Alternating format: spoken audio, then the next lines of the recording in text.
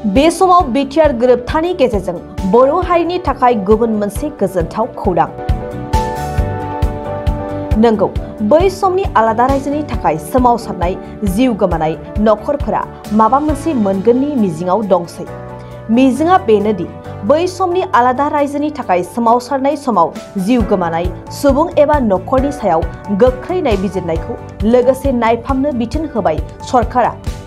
मिथिनाय बादिब्ला क'क्राझार जिल्लानि गसाइगाव पुलिस थानानि सिङाव सा 167, क'क्राझाराव सा 235, सेरफांगुरियाव सा 175, कुसुगावआव सा 82, दतमायाव सा 56, बग्रिबारियाव सा 107, काजिगावआव सा 42 आरो फकिराग्राम पुलिस थानानि सिङाव सा 7 सुबुंफोरा बै समनि सोमावसारनाय समाव जिउ गोमादोंमोन।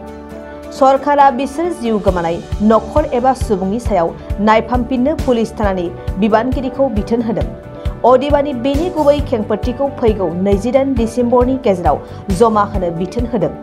मख'नो गोनांदि बिटिआर गोरोबथानि गेजेरजों बर' हारिनि गासै मुंख्लं जानाय एबा अबथिरायै जिउ गोमानाय सुबुंफोरनि सायाव पुलिस थानाफोरखौ नायफामनो बिथोन होनायनि सायाव दासिम रोखा नङाब्लाबो नाथाय सरकारनिफ्राय भुगिनांनाय नखरफोरा माबा मोनसे मोनगोनखौ मिजिंथिजायो।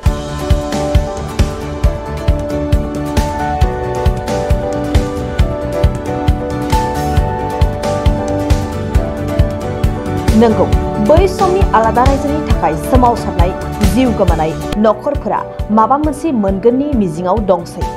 मिजिंआ बेनोदि बै समनि आलादा रायजोनि थाखाय सोमावसारनाय समाव जिउ गोमानाय सुबुं एबा नखरनि सायाव गोख्रै नायबिजिरनायखौ लोगोसे नायफामनो बिथोन होबाय सरकारा।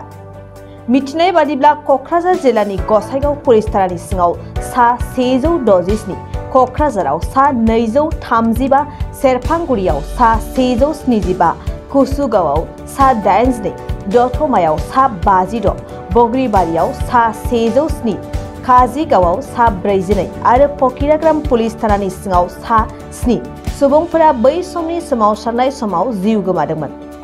सरकारा बिसोर जिउ गोमानाय नखर एबा सुबुंनि सायाव नायफामफिननो पुलिस थानानि बिबानगिरिखौ बिथोन होदों। अदेबानि बेनि गुबै खेंफोरथिखौ फैगौ 28 दिसेम्बरनि गेजेराव जमा होनो बिथोन होदों। मख'नो गोनांदि बिटिआर गोरोबथानि गेजेरजों बर' हारिनि गासै मुंख्लं जानाय एबा अबथिरायै जिउ गोमानाय सुबुंफोरनि सायाव पुलिस थानाफोरखौ नायफामनो बिथोन होनायनि सायाव दासिम रोखा नङाब्लाबो नाथाय सरकारनिफ्राय भुगिनांनाय नखरफोरा माबा मोनसे मोनगोनखौ मिजिंथिजायो।